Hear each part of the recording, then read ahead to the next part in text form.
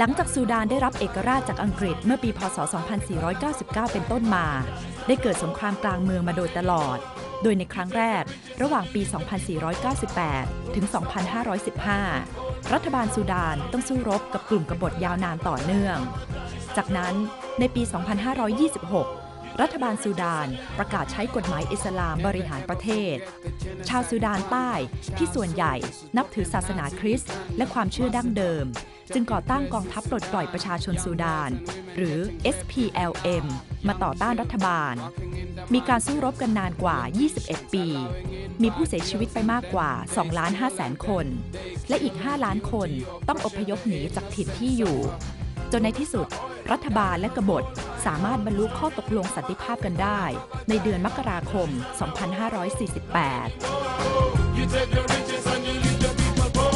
When the Civil War started in 1983, you were very young, 3 or 4 years old, I think. I was 3 years. You were 3 years old.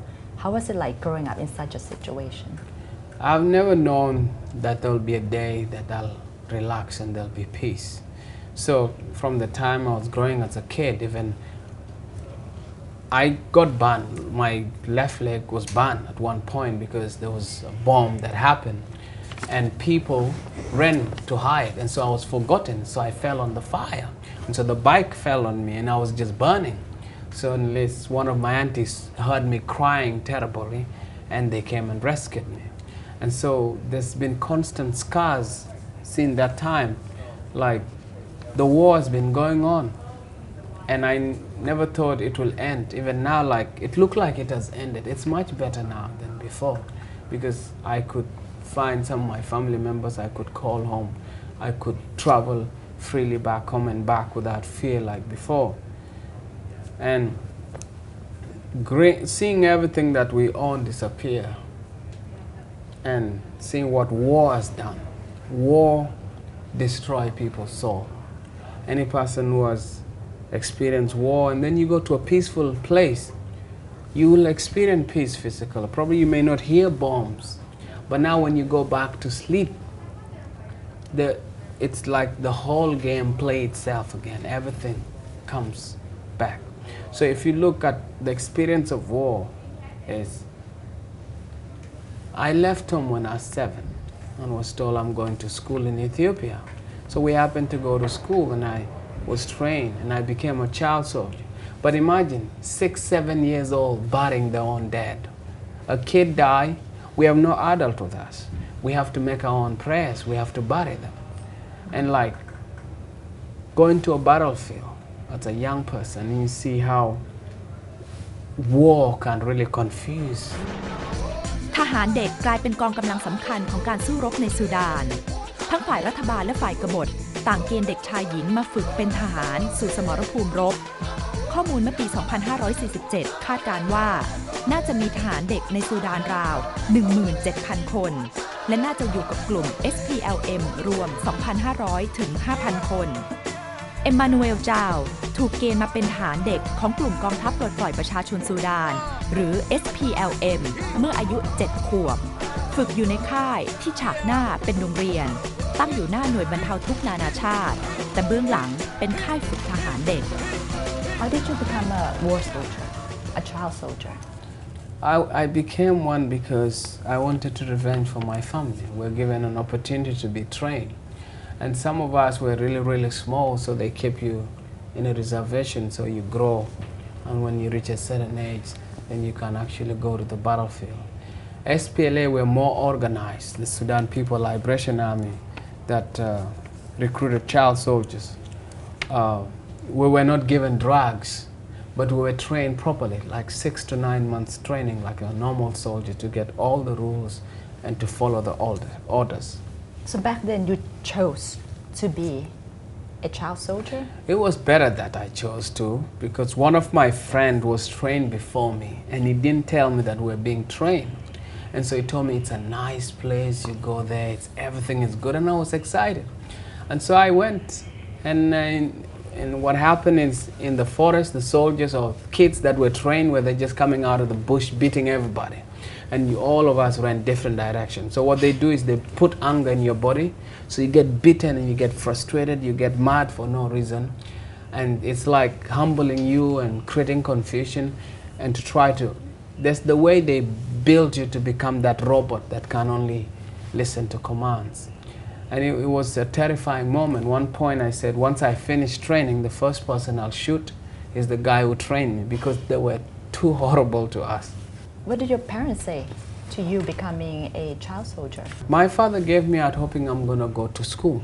But when they were child soldiers, I come from a tribe called the Nuer people. Kids were trained to go for the battles from the age of 13. So when you're 14 years old, you can actually go to the battles too, in a cattle raid with other tribes. And so, and child soldiers have been in existence, but not this kind, like from 7 years old, 8 years old, 10 and 12 years old. And I think what makes it easy is because an AK-47 is light, you know, so anybody can fire it. But did you realize what you did? Maybe killing people or joining a war is wrong? At that moment, you cannot think, because if you don't know where your mother is, you're told your mother died, you've seen your village burn down, and there's constant bombing, and you've seen so many refugees, and you've seen your friends died beside you. So my desire is to kill as many Muslims and Arabs as possible, even though when I was small, and I was confused because I didn't understand what was the war was really all about. But for me, I remember my village was burned down, and I wanted to kill Muslims and Arabs. At which point did you decide to run away? I didn't run away as to plan to run away. What happened, we're in a place called Juba, so soldiers planned an escape, and they did not tell me. And when I asked them later, they told me they couldn't tell me because I have a big mouth and I would got in trouble, and I'll go and tell everybody, hey, we're planning an escape, would you like to come? But you finally escaped. Yeah, we escaped. It was a terrible journey. We're 400 young people mixed with adults, and only 16 people survived the journey. On the way, minefields, starvation, thirst, and diseases. It was a terrible journey. And you went to Kenya? I didn't go to Kenya.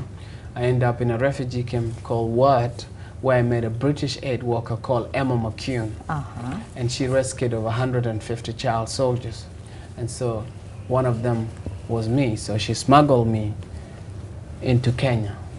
And you went to school in Kenya? Yes, she put me in a good school. Yeah.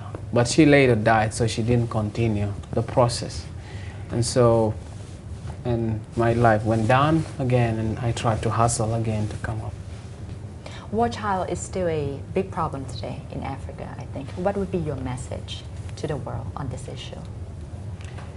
I think the world doesn't really want to solve the problem. The bigger players like the problem to be there because a lot of their friends benefit. So the smaller organizations seem to do things that change the world. And one of the things is what I came to discover what Rotary does is they train young people, or they source out young people who are doing great stuff, and they bring them together and support them in their mission.